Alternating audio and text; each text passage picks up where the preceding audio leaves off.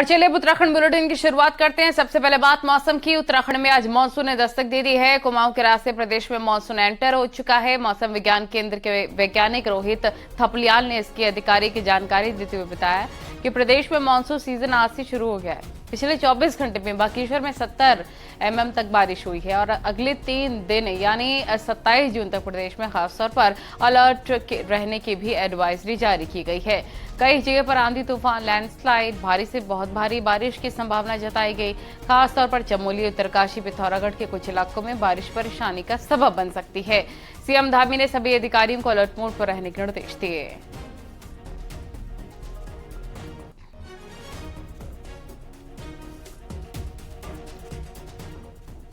हमारे राज्य में कभी भी आपदा की स्थिति पैदा हो जाती है, इसलिए आपदा प्रबंधन विभाग पूरी तरह से सभी अपने कंट्रोल रूम से सभी से संपर्क करके, सभी से संवाद बनाकर जो भी आवश्यक स्थिति होगी उस स्थिति के लिए काम करने के लिए तैयार रहेंगे। उत्तर प्रदेश तक पहुंच गया था, तो आज जो है उत्तराखंड में पहुंच गया है मानसून। तो मानसून के साथ जो है जब एंटर करता है स्टार्टिंग फेज में इस टाइप की बारिश देखने को मिलती है। तो आज जो है 24 जून को जो मानसून है वो उत्तराखंड में पहुंच गया है। तो अभी जो 3 दिन है, पहले 3 दिन है, उसमें देखेंगे कि कहीं कहीं आप देखेंगे कि जो वेरी इंटेंस स्पेल, जो रेन स्पेल है वो भी देखने को मिलेंगे। तो अभी इसलिए जो है और जो जैसे मैंने बताया कि जो जनपद है वहां पे भारी से लेकर बहुत भारी वर्षा भी मिल सकती है। आगे बढ़ते हैं। जोशीमठ के मारवाड़ी वार्ड के पैका मोहल्ले में शनिवार सुबह भारी बारिश से अतिवृष्टि होने से नुकसान हुआ है। अतिवृष्टि होने से गांव को जोड़ने वाले पैदल रास्ते और पुल क्षतिग्रस्त हो गए। बद्रीनाथ राष्ट्रीय राजमार्ग पर विष्णुप्रयाग से आगे गांव को जोड़ने वाला पैदल रास्ता टूट गया है। हालांकि बारिश से कोई बड़ा नुकसान नहीं हुआ है, लेकिन गांव में पैदल रास्ते क्षतिग्रस्त हो गए हैं। वहीं बारिश के बाद बरसाती नाले उफान पर हैं और तेज पानी के साथ मिट्टी पत्थर बहाकर नीचे की तरफ आने लगा है।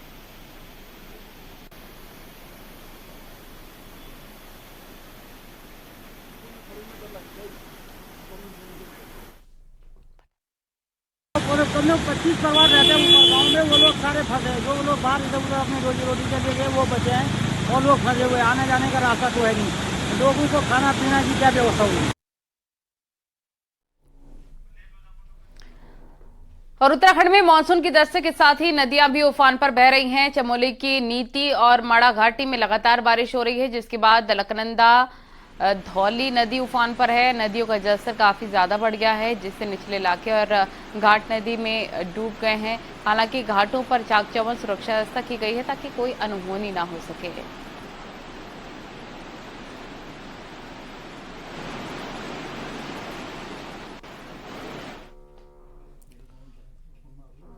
चमोली उखीमठ रोड पर यात्रियों से भरा टेम्पो ट्रैवलर खाई में जा गिरा। करीब 200 मीटर गहरी खाई में ट्रैवलर गिरा, जिसमें 4 तीर्थयात्री गंभीर रूप से घायल हो गए, तो वहीं अन्य 6 लोगों को भी चोटें आई हैं। घायलों को गोपेश्वर के अस्पताल में भर्ती कराया गया है, जहां उनका इलाज जारी है। यात्री उत्तर प्रदेश के बदायूं के रहने वाले थे और हरियाणा नंबर की गाड़ी से चारधाम यात्रा पर आए थे। यहां मंडल के पास जड़ी बूटी शोध संस्थान के पास यह हादसा हुआ है।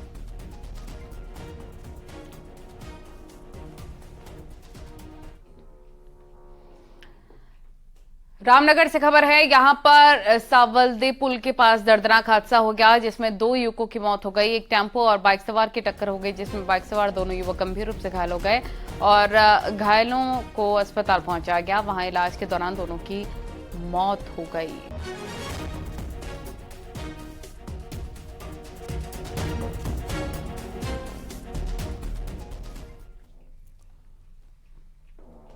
राजधानी देहरादून के डोईवाला क्षेत्र में एक दिल दहलाने वाला मामला सामने आया है, जहां पिता ने ही अपनी ही 2 मासूम बेटियों को गला दबाकर बेरहमी से हत्या कर दी।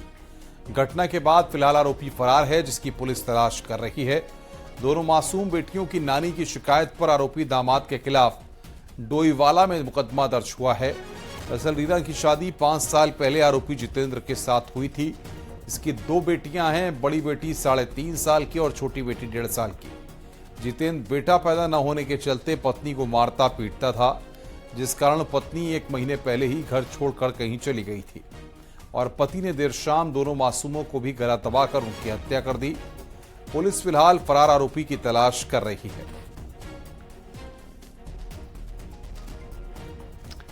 बजे हम आया कबारा वाला से तो हम सबसे ढोराम कह के हमारे लड़का के हमारा पोतिया के देखा है, हमारे पोतिया के घर सबके घर में ढूंढ रहे थे, कोई नहीं बेटा 2 बेर 3 बेर वहाँ गया, वहाँ से नहीं बेटा, तब क्या मन बुलाया उसको बाहर कुंडी खोल के तो बाहर में कुंडी लगा। उत्तरकाशी के चिन्याली सौंड प्रखंड में गुलदार की दस्तक बनी हुई है। वहीं पर गोनुड़ गांव से गुलदार का नया वीडियो सामने आया जिसमें क्षेत्र के लोग दहशत में हैं। दूसरा वीडियो जिला मुख्यालय के विकास भवन का, जहां गुलदार शहर से लगे बस्ती में घूमता नजर आया। उत्तरकाशी में जिस तरह से गुलदार की तस्वीरें सामने आ रही हैं उससे अंदाजा लगाया जा सकता है कि जिले में गुलदारों की संख्या काफी ज्यादा हो गई है और इस दौरान 4 गुलदारों को वन विभाग 1 महीने में पकड़ भी चुका है।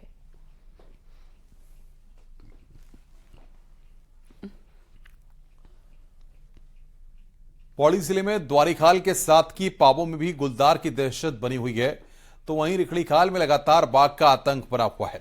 इस बीच वन विभाग की तरफ से प्रभावित इलाकों में गश्त की जा रही है, लेकिन हालात ये हैं कि जिन पीआरडी जवानों को बाघ प्रभावित इलाकों में तैनात किया गया है उनके पास खुद की सुरक्षा तक के लिए हथियार नहीं है। हालात ये हैं कि ग्रामीणों के साथ साथ सुरक्षा में लगे पीआरडी जवान भी बाघ के आतंक के खौफ में हैं।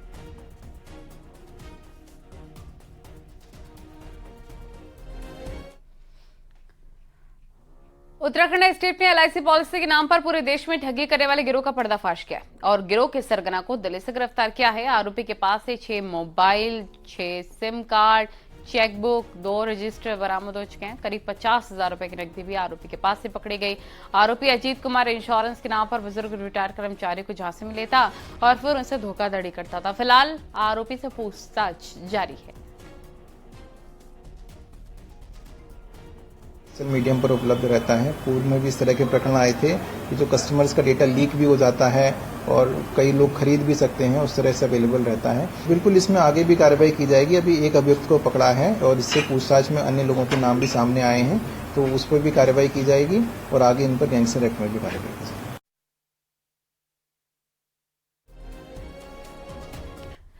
हरिद्वार जिला जेल में बंद कुख्यात सुनील राठी जेल प्रशासन के लिए सिरदर्द बना हुआ है। सुनील राठी को हरिद्वार जेल से शिफ्ट किए जाने के लिए जेल प्रशासन अब तक 5 लेटर भी लिख चुका है।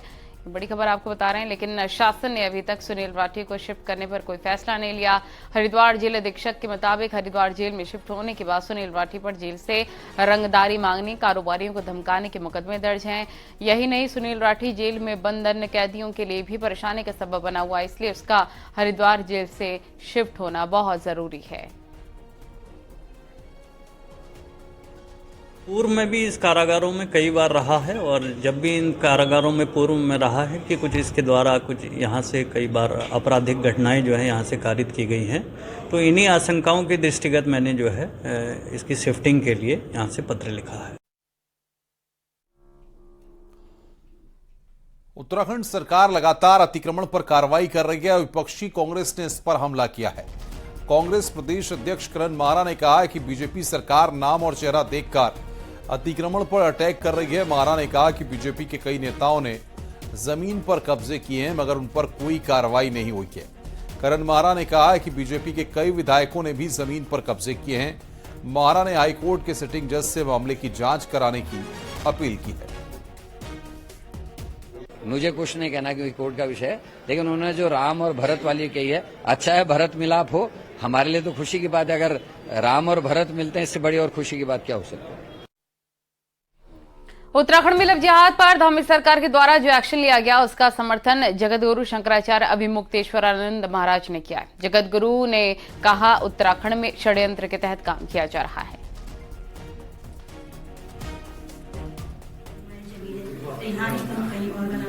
यहाँ पर ऐसे लोगों को बसाने की कोशिश की जा रही है, ज़्यादा से ज़्यादा भेजने की कोशिश की जा रही है जो इस भूमि से उस रूप में नहीं जुड़े हैं जैसे यहाँ के मूलवासी लोग जुड़े हुए हैं। तो इस षड्यंत्र से सरकारों को सचेत हो जाना चाहिए और इस तरह की घटनाओं पर रोक लगाना चाहिए।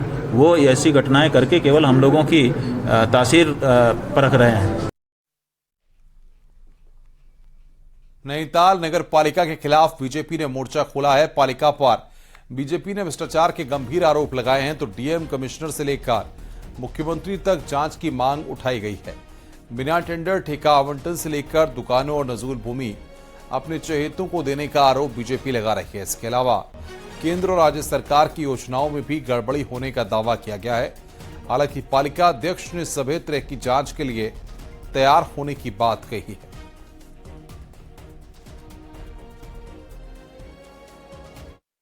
वाटर कूलर शहर में इस तरीके से लगा दिए गए हैं, ना उनमें कोई पानी का कनेक्शन है, ना उनमें मीटर का कनेक्शन, ना बिजली का कनेक्शन है। और जब लगाए भी तो विभाग की कोई अनापत्ति नहीं ली। बिल्कुल पूरी पालिका की जांच होनी चाहिए, पूरे 5 वर्ष के कार्यकाल की जांच होनी चाहिए। कोई फर्जीवाड़ा तो पालिका में नहीं हुआ गया, इसलिए मेरे द्वारा इनसे अपील करी गई। बार बार एक ही चीज़ कहते हैं कि खरीद में इन्होंने गलत ढंग से खरीदा सामग्री खरीदी है, या जो हमें निर्माण कार्य किया वो गलत ढंग से किया है। वो बेहिचक जो जाँच करने का मैं तैयार हूं। और सीएम पुष्कर सिंह धामी ने देहरादून में गुरु रामराय दरबार पहुंचकर बहन देवेंद्र दास जी से मुलाकात की। केंद्र की मोदी सरकार के 9 साल पूरा होने के मौके पर मुलाकात हुई। इस दौरान सीएम और महंत देवेंद्र दास जी ने राज्य के विषयों पर बातचीत की। सीएम धामी ने गुरु रामराय दरबार द्वारा संचालित सेवाओं की सराहना की। समाज में उनके योगदान को महत्वपूर्ण बताया। गौरतलब है कि गुरु रामराय दरबार अस्पताल, स्कूल, मेडिकल कॉलेज सरीखी सेवाओं को दे रहा है। और बातचीत में महंत देवेंद्र दास जी ने धामी सरकार के सकारात्मक सहयोग को सराहा भी है।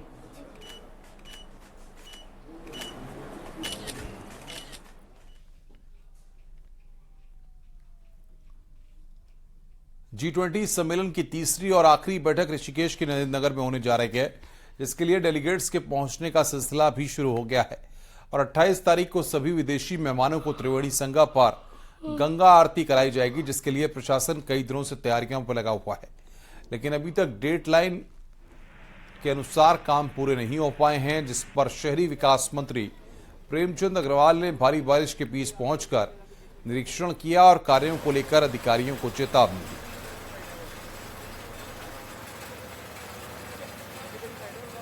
आज 24 होगी, तो उस हिसाब से काम अभी पूरा नहीं हुआ है। इसके लिए मैंने बहुत कड़ाई से कहा है कि आज के अलावा मैं कल भी आ सकता हूं। जो काम मुझे लगे कि जहां पे क्वालिटी या माना जहां पे काम अभी कंप्लीट नहीं है उसको तुरंत करें, क्योंकि आज 24 तारीख को भी वर्षा भी है सामने।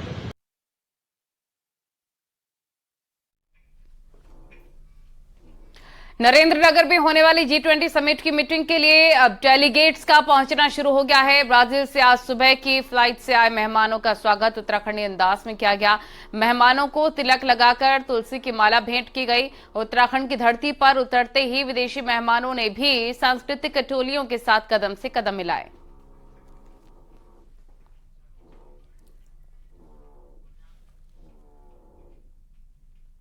आगे बढ़ते हैं। G20 के दूसरे सम्मेलन के लिए एक बार फिर टिहरी जिले के ओड़ी गांव को चुना गया है, जहां देश विदेश से आने वाले डेलीगेट्स की विजिट होगी और वो उत्तराखंड की संस्कृति और परंपरा से रूबरू होंगे।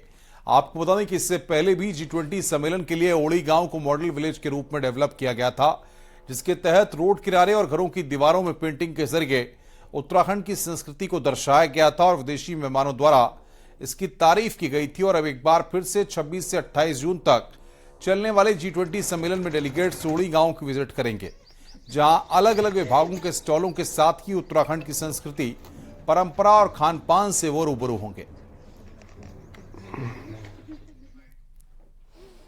जो उत्तराखंड के लोकल उत्पाद हैं उसको हम लोग यहाँ पे प्रसारित कर रहे हैं। ग्राम ओणी में भी जो स्टॉल विगत हमने जो तैयारियां की थी, उसके अतिरिक्त जो है हम लोग वहाँ पर भी स्टॉल कृषि, पशुपालन, मत्स्य पालन, इन सभी चीज़ों का, टैंक का, मनरेगा के कार्यों का हम लोग एक जो है उदाहरण प्रस्तुत करेंगे। कांवड़ मेले को लेकर गढ़वाल कमिश्नर सुशील कुमार ने हरिद्वार में अंतर्राज्यीय मीटिंग ली है, जिसमें हरियाणा, यूपी और अन्य राज्यों के जिला से अधिकारियों ने भी हिस्सा लिया। हरिद्वार के मेला नियंत्रण भवन में आयोजित मीटिंग में कांवड़ मेले को शांतिपूर्ण तरीके से कराने पर बात की गई। गढ़वाल कमिश्नर ने मेले के दौरान हरिद्वार आने वाले कांवड़ियों से आईडी कार्ड साथ लाने, 12 फीट से ऊंची कांवड़ न बनाने और ध्वनि प्रदूषण न करने की अपील की। पे बात हुई है, चाहे वो ट्रैफिक व्यवस्था हो या सुरक्षा व्यवस्था हो, तो वो सभी से विचार विमर्श हुआ है कि एक सुरक्षात्मक ढंग से हमें यात्रा का संपादन करना है। इसके अलावा कुछ सुझाव भी दिए गए हैं। आगे बढ़ते हैं। चार धाम यात्रा के पहले पड़ाव यमुनोत्री धाम में स्नान घाट नहीं होने से यात्रियों को परेशानी का सामना करना पड़ता है।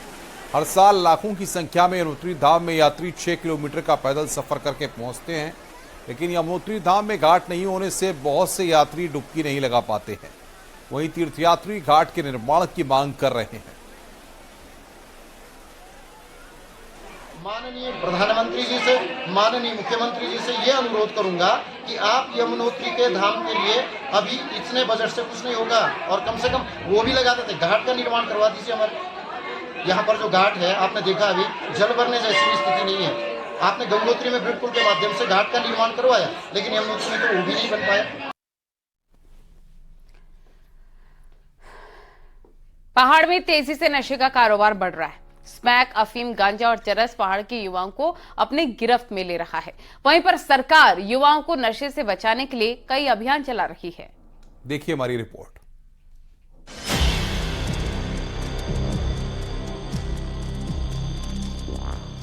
पहाड़ के युवाओं को तेजी से स्मैक और अफीम की लत लग रही है। अल्मोड़ा जिले की बात की जाए तो मई और जून में ही 250 ग्राम स्मैक और 2.5 किलो अफीम के साथ दर्जनों तस्करों को गिरफ्तार किया गया है।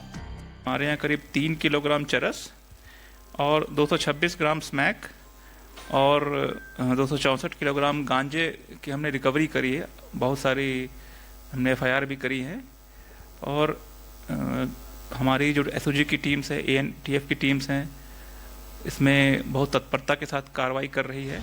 नशे के खिलाफ धामी सरकार एक्शन में है। वहीं सरकार के आदेश के बाद राज्य भर की मित्र पुलिस सक्रिय है। स्कूलों और गांवों में जाकर एक तरफ जागरूकता अभियान चलाया जा रहा है तो दूसरी तरफ तस्करों पर नजर बनाए हुए हैं। इस नशे की लत में जो हमारे बच्चे जा रहे हैं, लोग नशे के आदी हो रहे हैं, उनसे छुटकारा मिलना चाहिए। उसके लिए जो भी जागरूकता अभियान है या जरूरी काम है उसमें सबको सहभागी बनना चाहिए। साथ में सरकार इसको लेकर लगातार मॉनिटरिंग भी करेगी, लगातार और इसमें कड़ा रुख भी अपनाएगी। जो बड़े बड़े माफिया हैं, बड़े बड़े गैंग हैं जो इसको संचालित करते हैं, उनकी पकड़ धकड़ भी तेजी से होगी। कहा जाता है कि पहाड़ की जवानी और पानी पहाड़ के काम नहीं आती, लेकिन राज्य सरकार ड्रग्स मुक्त उत्तराखंड के तहत राज्य में युवाओं को नशे से दूर रखकर स्वरोजगार की तरफ मोड़ रही है, जिससे युवा नशे से दूर हो सके और तस्करी पर बड़ी कार्रवाई हो सके। न्यूज़ 18 के लिए अल्मोड़ा से किशन जोशी की रिपोर्ट।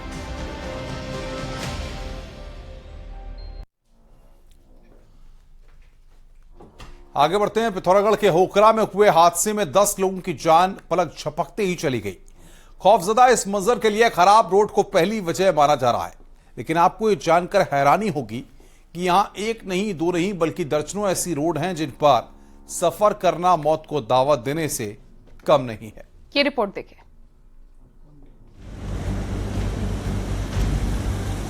बॉर्डर तहसील धारचूला और मुंशियारी में ऐसी सड़कों का जाल बिछा है जिन पर कभी भी बड़ा हादसा हो सकता है। खतरनाक पहाड़ों में बनी इन सड़कों को बनाने में सुरक्षा के सभी नियमों की धज्जियां उड़ाई गई हैं। हालात तो ये हैं कि जरा सी चूक इंसानी जिंदगी को कब निगल ले कोई नहीं जानता। ऐसा नहीं है कि होकरा हादसे से पहले इन सड़कों पर हादसे नहीं हुए। हर साल ये सड़कें दर्जनों जिंदगियों को निगल रही हैं। बावजूद इसके ना तो PWD को कोई फर्क पड़ रहा है और ना ही BRO को। इन विभागों के निकम्मेपन का नतीजा ये है कि आए दिन लोग रोड हादसों में जान गंवा रहे हैं। मुंशियारी वाली रोड में होकरा के अलावा भी अन्य जो आंतरिक संपर्क मार्ग है वहां पर सफर करना बहुत खतरनाक बना हुआ है। कभी भी कोई हादसा हो सकता है। मुंशियारी के अंतर्गत जैसे जोशा गांधीनगर PWD के अंतर्गत आता है और अन्य बसंत कोट है या फिर आपका राप्ती गहला है, सभी सड़कें बहुत ही खराब हो चुका है। वो कभी भी हादसा हो सकती है इस सड़क पर। होकरा में पूजा के लिए आने वाले पहली बार हादसे का शिकार नहीं हुए। 2013 में भी गिरगांव में बस खाई में गिरने से 22 लोगों की जान जा चुकी है।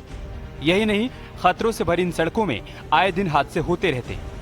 होकरा को जाने वाली रोड के साथ ही भैंसकोट, बजेता, सैनराथी, जोशा, राया बजेता, लीलम, बोना, मुंशियारी, हरकोट, बांसपगड़ और लिपुलेख जैसी दर्जनों सड़कें हैं जिन पर लोग जान हथेली पर रखकर सफर करने को मजबूर हैं। ऐसे में अंदाजा आसानी से लगाया जा सकता है कि जिन रास्तों में सामान्य मौसम में आवाजाही मौत को दावत देती है, वहां बरसात के सीजन में सफर करना कितना खतरनाक होगा।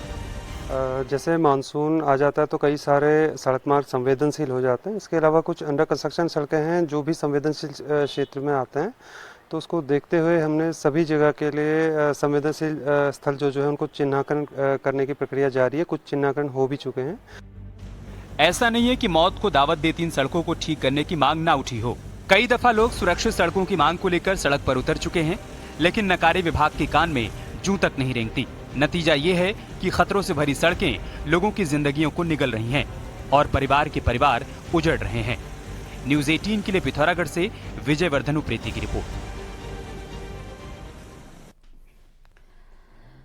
और अब आपको दिखाते हैं पहाड़ टॉप 10 न्यूज।